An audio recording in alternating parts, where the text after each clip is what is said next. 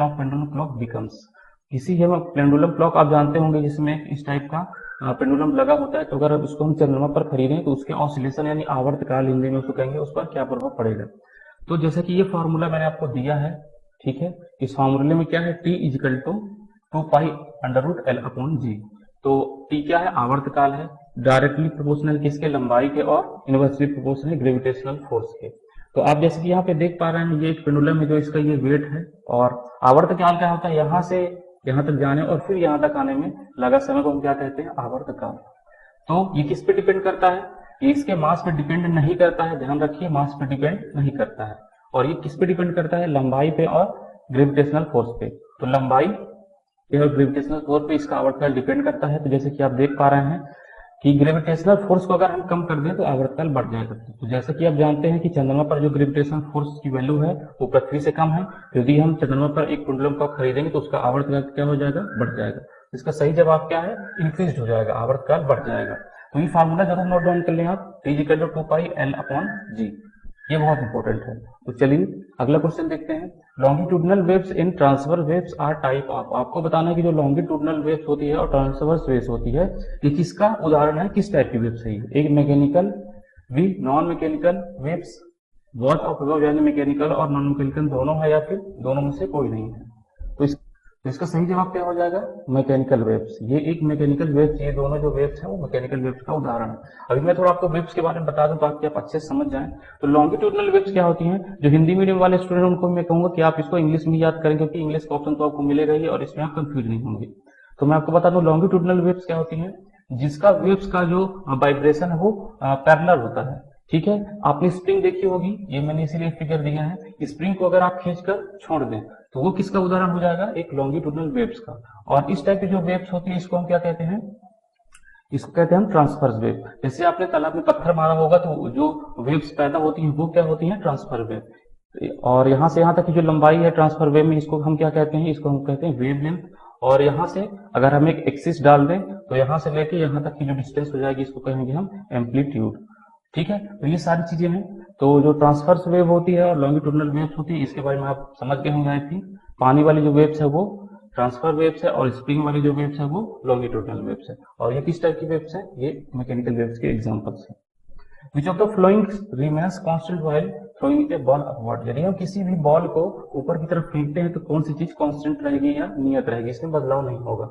ए velocity, B displacement, सी acceleration और kinetic energy. तो इसका सही जवाब क्या होगा, एक्सेलरेशन यानी त्वरण। त्वरण जो है वो हमेशा सेम रहेगा। क्यों रहेगा, क्योंकि जी की वैल्यू हमेशा सेम रहेगी। जी की वैल्यू तो बढ़ने या घटने वाली नहीं है। जी की वैल्यू कितनी होती है, 9.8 मीटर पर सेकंड। तो त्वरण होता क्या है, इक्वल टू होता है delta we upon delta T, यानी वेग में समय के साथ परिवर्तन क्या कहलाता है, त्वरण कहलाता है।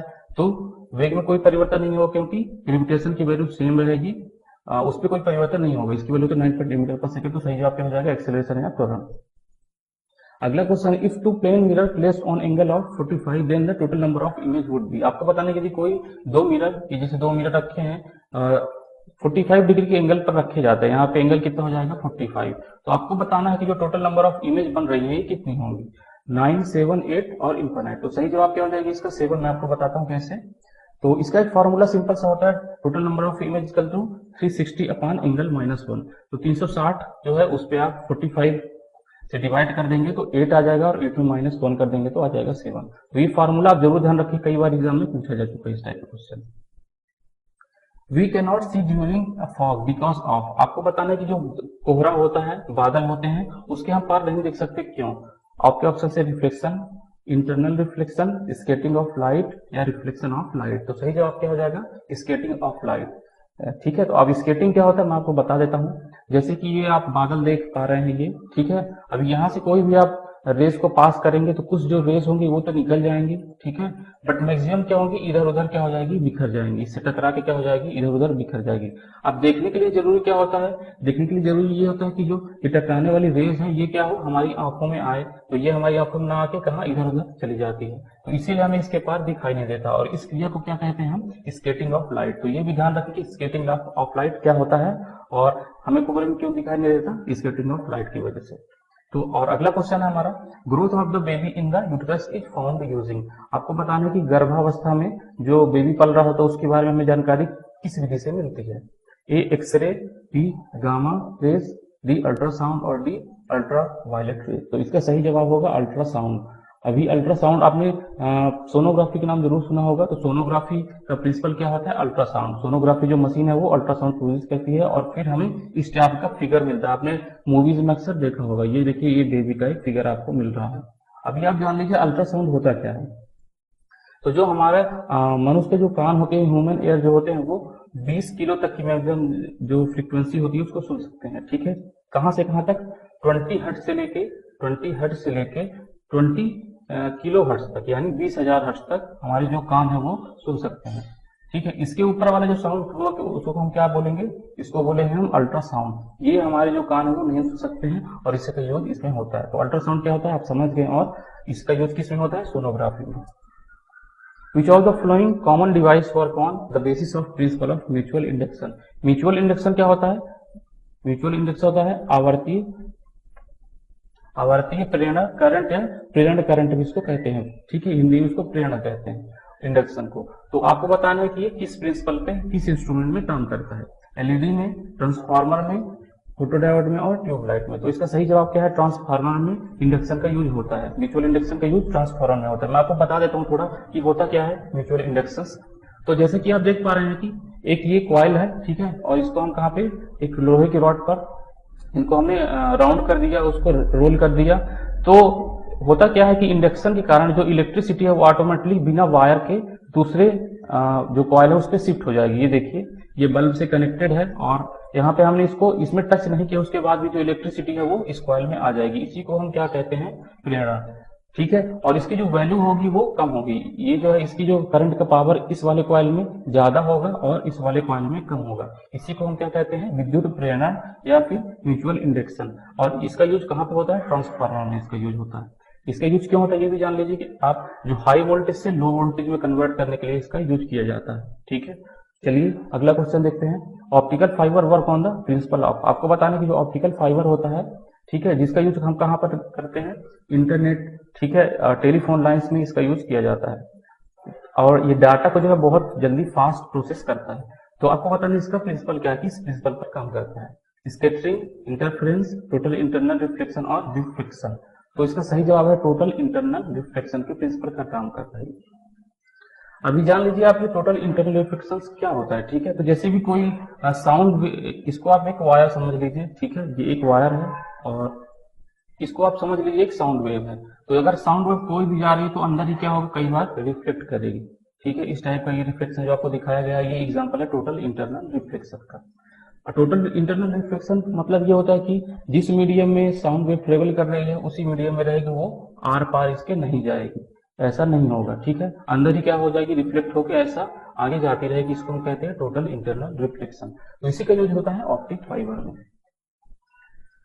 Cryogenic engine find application in. जो क्रायोजेनिक इंजन होते हैं उनका यूज कहां पर किया जाता है ये आपको बताना है। तो आपके ऑप्शन है फ्रॉस्ट फ्री रेफ्रिजरेटर, रेफ्रिजरेटर्स में, सबमरीन प्रोपल्सन, सबमरीन के प्रोपल्सन में उसको चलाने के लिए, रॉकेट टेक्नोलॉजी में और रिसर्च इन सुपर कंडक्टिविटी रिसर्च में। तो इसका सही जवाब क्या हो जाएगा? Rocket technology.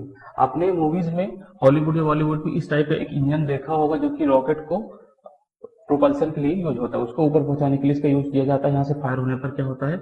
न्यूटन का जो तीसरा नियम होता है वो लगता है। ठीक है, और ये रॉकेट क्या होता है? फर्स्ट नीचे फेंकता है और जो हमारा सैटेलाइट होता है वो ऊपर चला जाता है। तो ये सभी क्या होता है? क्रायोजेनिक इंजन पर बेस्ड होता है। क्रायोजेनिक इंजन क्या होता है? क्रायोजेनिक इंजन क्या होता है? इसमें एक ऑक्सीडाइजर का यूज किया जाता है लिक्विड फॉर्म में। ठीक है, फ्यूल ऑक्सीडाइजर लिक्विड फॉर्म में होता है और इसका जो स्टोरेज होता है वेरी लो टेम्परेचर पे। ठीक है, -100 डिग्री सेल्सियस से नीचे इसका स्टोर होता है। तो आप सिंपली समझ सकते हैं कि ऐसा इंजन जो कि -100 डिग्री सेल्सियस पर काम करे उसको हम कहते हैं क्रायोजेनिक इंजन। और इसका यूज क्या होता है? Rocket technology. जो हमारे इसरो है, ठीक है, उसने अभी सक्सेसफुली इसका टेस्ट किया है। अभी जो क्रायोजेनिक टेक्नोलॉजी थी अमेरिका, रशिया, चाइना और फ्रांस के पास थी, बट इसरो जो हमारा इंडियन स्पेस रिसर्च ऑर्गेनाइजेशन है उन्होंने भी क्रायोजेनिक इंजन को सक्सेसफुली टेस्ट कर लिया है। तो चलिए अगला क्वेश्चन देखते हैं। Earthquake is measured using. हमारा जो भूकंप का मात्रक है, भूकंप को मापने के लिए हम किसका यूज करते हैं ये आपको बताना है। सिस्मोग्राफ, अल्टीमीटर, बैरोमीटर और लेजर रेस। तो इसका सही जवाब क्या हो जाएगा? सिस्मोग्राफ। सिस्मोग्राफ क्या है? इस टाइप का एक इंस्ट्रूमेंट होता है जिसमें एक बॉल लटकी होती है, ठीक है, और भूकंप आने पर क्या होता है, ये बॉल इधर उधर जाती है और इसी बॉल से नीचे क्या होता है, एक पेन लटका होता है जो कि पेपर में ग्राफ प्लॉट कर देता है। ग्राफ प्लॉट होने के बाद इस टाइप का आपको एक इंटरफेस मिलेगा, इस टाइप का एक डिजाइन मिलेगी जो आपने अक्सर देखी होगी कहीं ना कहीं। तो यही होता है सिस्मोग्राफ, जिसका यूज हम भूकंप को नापने के लिए करते हैं। ठीक है, अगला क्वेश्चन है basically domestic electric wiring is. आपको बताना है कि हमारे जो घर में वायरिंग होती है वो किस टाइप की होती है। पैरेलल कनेक्शंस होती है, सीरीज कनेक्शन होती है, बोथ और नॉन। तो सही जवाब क्या हो जाएगा इसका? सीरीज और पैरेलल दोनों टाइप के कनेक्शन हमारे घर में होते हैं, तो इसका सही जवाब हो जाएगा बोथ। ठीक है, अभी केवल हम वायरिंग की अगर बात करें तो वायरिंग जो होती है हमारी सीरीज में होती है, इस टाइप की वायरिंग होती है, ठीक है, बट जो इसके इंस्ट्रूमेंट लगे होते हैं वो कहाँ होते हैं? पैरेलल में। इस टाइप के आपने देखे होंगे, जो हमारा फैन है मान लीजिए तो वो ऐसा लगा होगा, तो ये क्या हो जाएगा? पैरेलल। तो हम कह सकते हैं कि हम जो कनेक्शन यूज करते हैं वो सीरीज और पैरेलल दोनों होता है। अभी सीरीज समझ लीजिए आप क्या होगा, ठीक है, ये मान लीजिए फेस है हमारा और ये अर्थ है, प्लस और माइनस, ठीक है, तो इसमें देखिए ये सीरीज में कनेक्ट है, ये जो मान लीजिए हमारा कोई इंस्ट्रूमेंट है वो कहाँ प्लस और माइनस क्या है? सीरीज में आ रहा है, फिर अगला वाला भी सेम प्लस में आ रहा है ये, और फिर इधर माइनस है, तो माइनस के बाद प्लस